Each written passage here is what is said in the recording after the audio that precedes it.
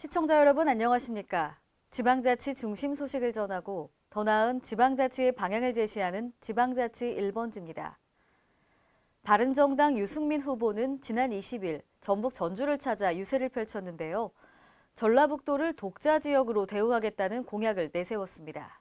보도에 한결 기자입니다.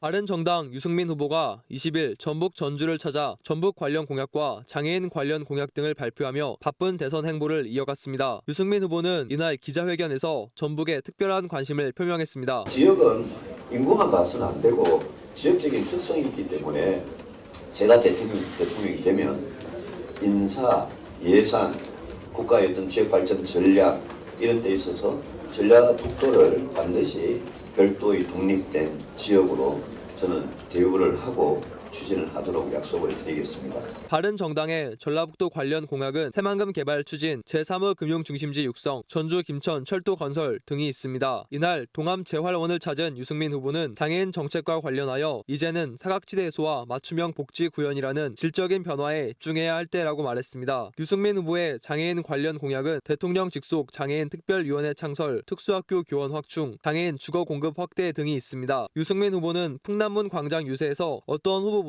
국가 안보를 잘 지킬 자신이 있다며 지지를 호소했습니다. 정운천 국회의원, 지상욱 국회의원, 김을동 전 의원 등이 유승민 후보의 풍남문 유세에 함께하며 힘을 더했습니다. KLN 한결입니다.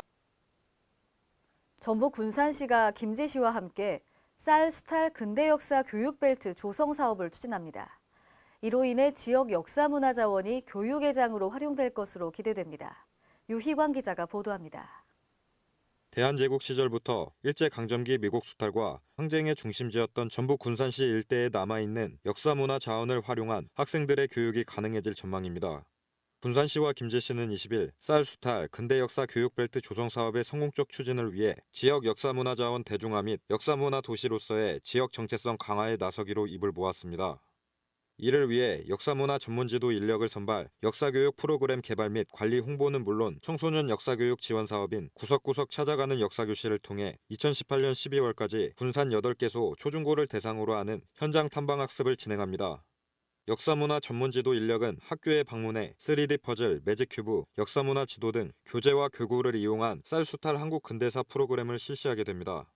이 밖에도 3D 증강 현실을 활용한 구군산세관 본관 등 군산시 소재 역사문화 자원 13개소의 현장 탐방 학습용 카드와 애플리케이션을 제작, 학생들의 이해도를 높이게 됩니다. 책으로만 보고 알고 있던 내용을 더 많은 자료를 통해서 보고 나니까 훨씬 우리 조상들이 어려웠을 상황들을 더 자세히 알게 되었고요.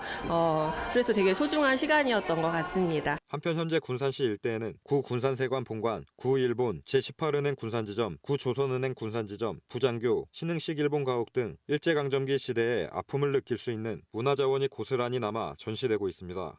KLN 유희광입니다. 전북 전주 시내 금암교차로의 도로 구조가 기형적이어서 상습 교통체증을 유발하는데요.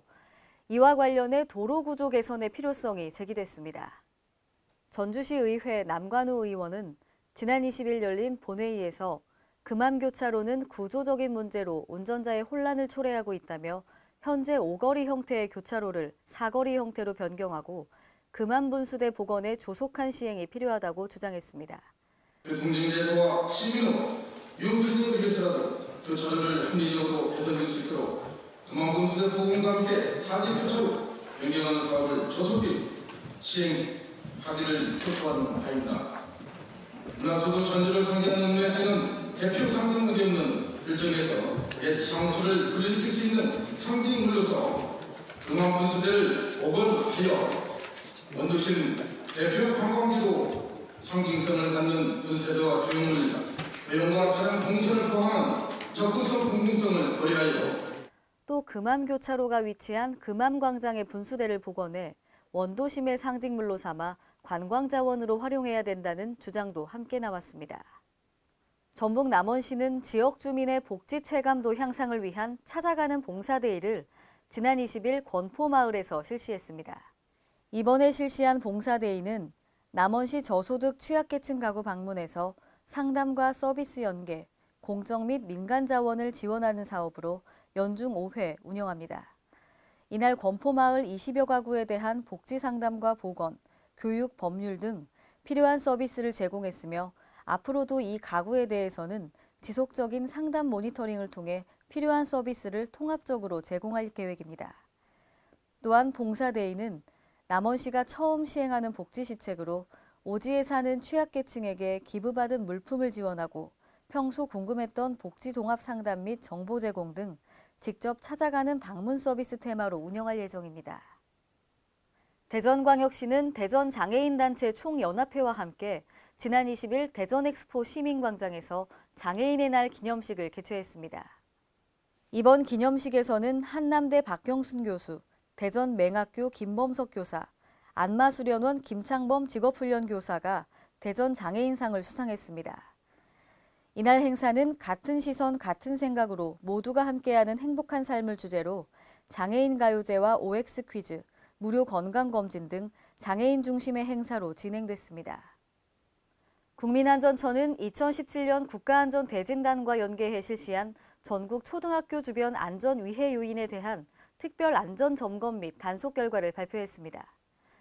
특히 전국 초등학교 6,001개소를 대상으로 주변 지역의 교통안전과 유해 환경 등 안전관리가 취약한 4대 분야에 대해 집중 점검 및 단속을 실시했는데요.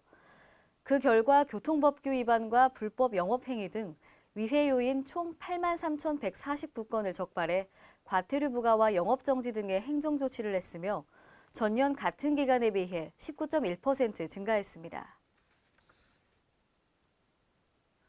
주민등록 인구의 평균 연령은 41.2세로 주민등록 인구 통계 시스템으로 최초 집계한 08년에 비해 4.2세 늘었는데요. 가장 낮은 지역은 세종으로 36.8세, 가장 높은 지역은 전남 44.7세인 것으로 나타났습니다.